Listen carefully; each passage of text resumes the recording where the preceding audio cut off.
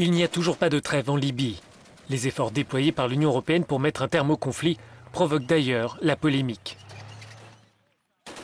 Une équipe de juristes a présenté le cas de l'aide financière européenne devant la Cour des comptes de l'Union. Ils estiment que les institutions ne respectent pas leurs propres règles budgétaires, car les migrants secourus en Méditerranée sont renvoyés vers des zones de conflit ou dans des camps où les droits fondamentaux ne sont pas respectés.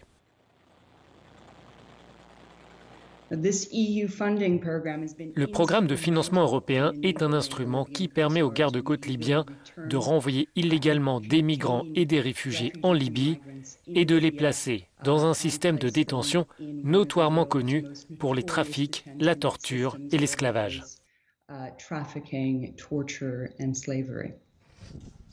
L'Union a déployé 90 millions d'euros à travers différents programmes pour contrôler les flux de migrants.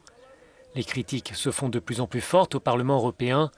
De nombreux députés estiment qu'il faut arrêter d'employer ces fonds pour le contrôle migratoire et la formation des gardes-côtes.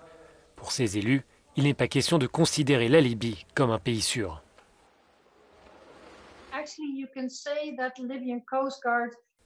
En fait, on peut dire que les gardes-côtes libyens violent les droits fondamentaux des migrants et que l'Union européenne est complice parce qu'elle forme les gardes-côtes libyens et qu'elle les aide à agir de la sorte.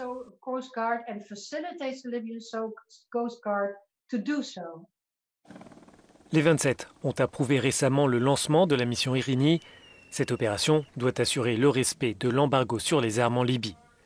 Des navires seront déployés, des satellites seront utilisés pour mener cette surveillance le long des côtes libyennes, mais tous les États membres ne participent pas à ce déploiement. Il était absolument indispensable que l'Union européenne prenne ses responsabilités. L'opération Irini va démarrer. Un certain nombre de pays se sont engagés à y participer.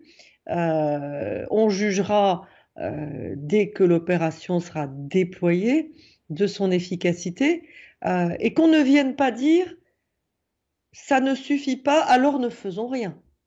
S'il faut faire plus, que d'autres s'engagent pour faire davantage. Certains pays membres n'hésitent pas à critiquer cette mission, mais pour d'autres raisons. La Hongrie et l'Autriche craignent que la mission Irini se transforme en une flotte de secours aux migrants. Les lois internationales obligent en effet les navires à porter secours aux naufragés.